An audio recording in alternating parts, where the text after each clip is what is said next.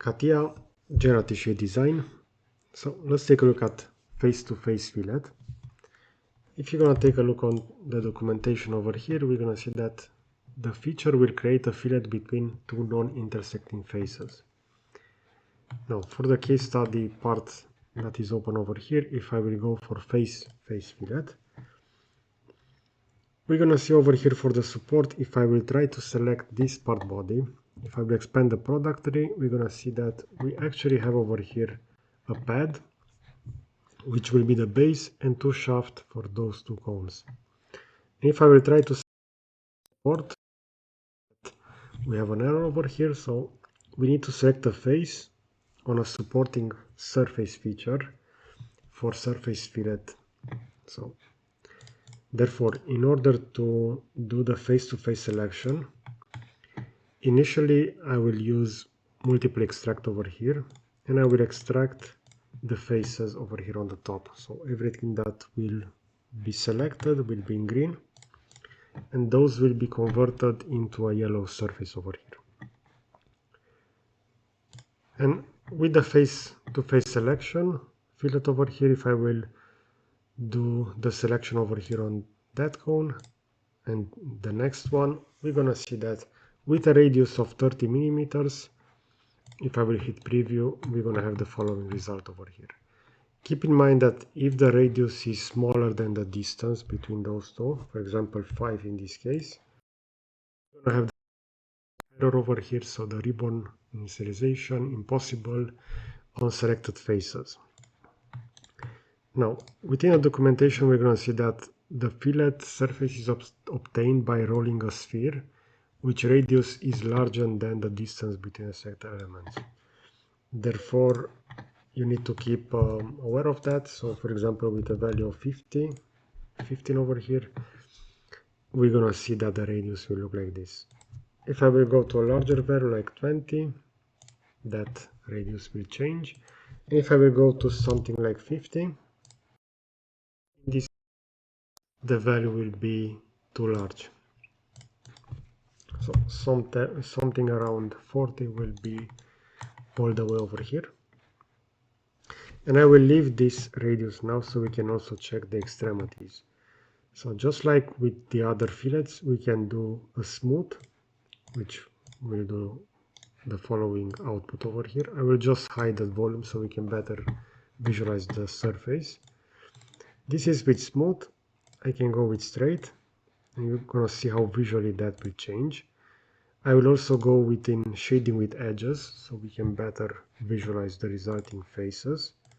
So smooth had the following profile over here, and straight will have the following profile. So those two are quite similar in this case. And we're gonna see that straight will have no tangency constraints,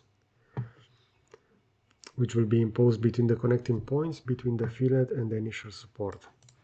And with smooth, we have a tangency constraint, which is imposed at the connection between the fillet surface and the support surface. And we're also going to have the maximum minimum, and we're going to see that this will be limited by the either by the longest or the shortest selected edge. In this case, if I will go with maximum, we're going to see that for this face fillet with a value of 40, those will be quite similar. But if I will go with 50 millimeters over here, this will be with minimum,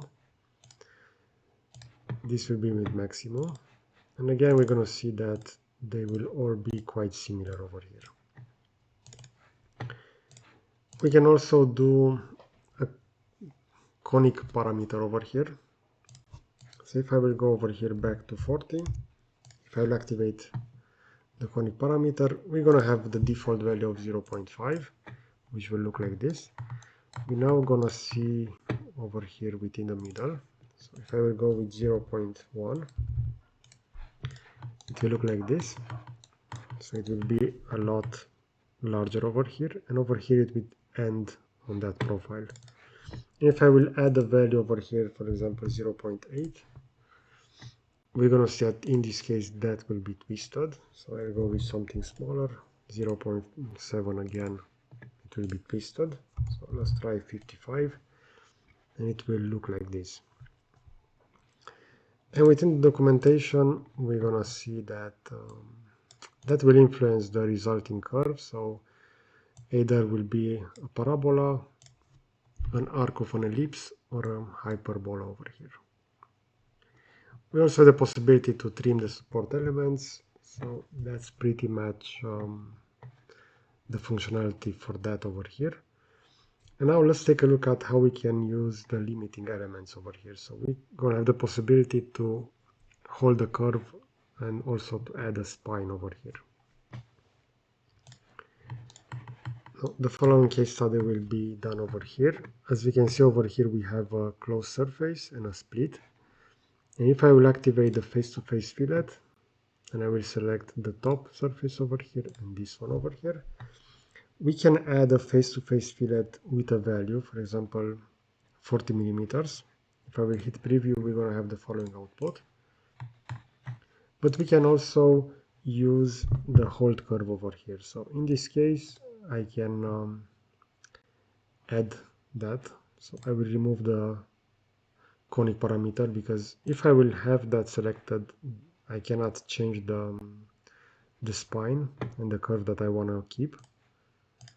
So I will add the following sketch over here. And in this case, for the spine, I will initially select the one over here. And if I will hit preview, we're going to see that this will be now the radius. So in this case will be 40. But if I will click OK, we're going to see that the following output will result for the face fillet. Also, we see over here the face fillet for surface has a yellow icon over there, and while the one for the volume will have the purple filling in the middle. We can also change the spine. For example, I can add a straight line over here.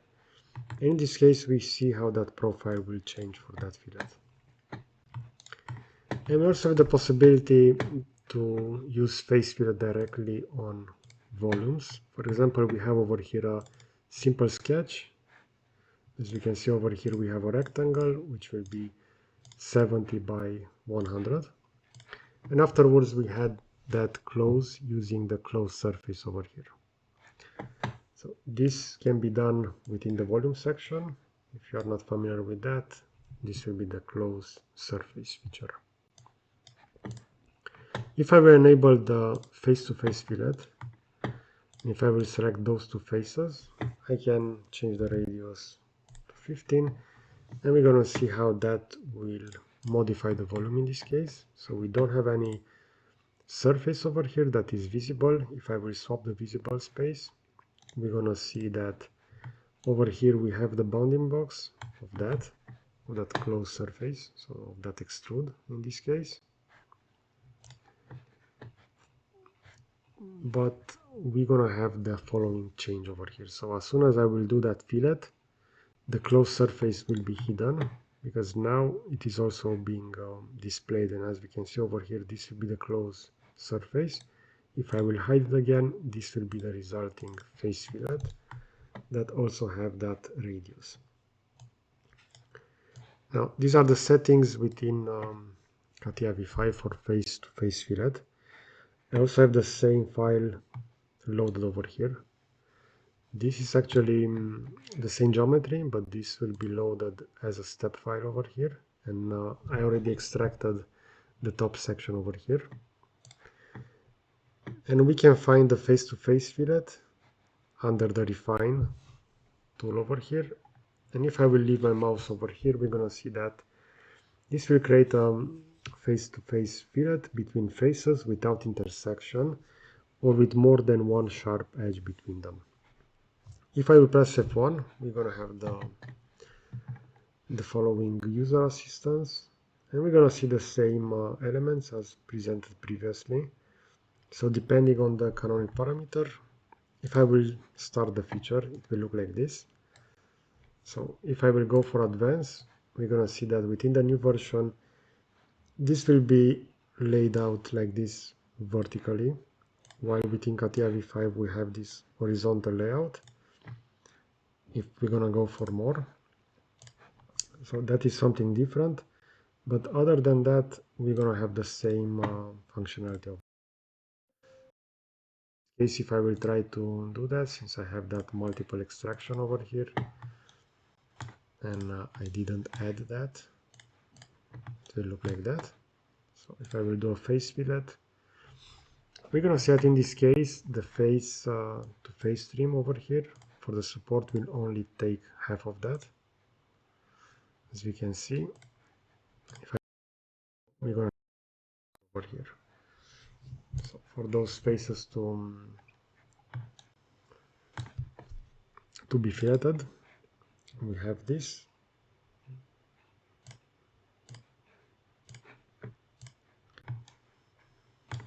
Let's see.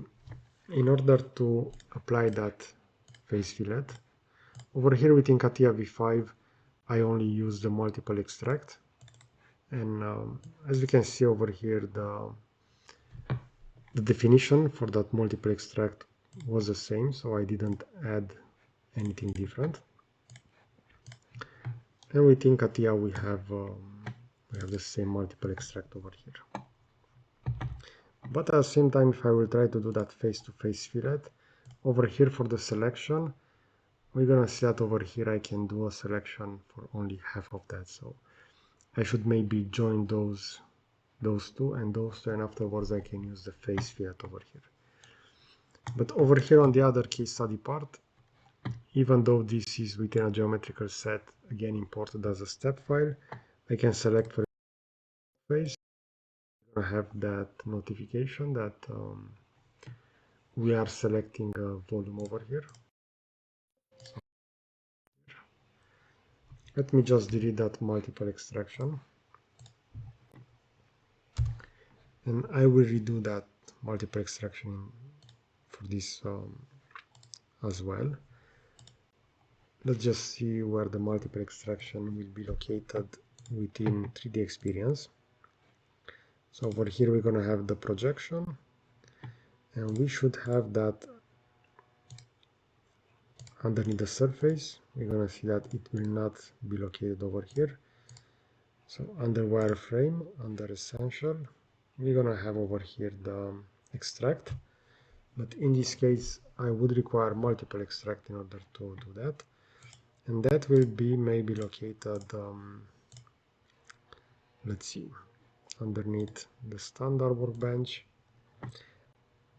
Over here we're going to have offset, invert. I know that previously when I did that multiple extraction, I found that quite fast. So let's see, tools, touch, AR.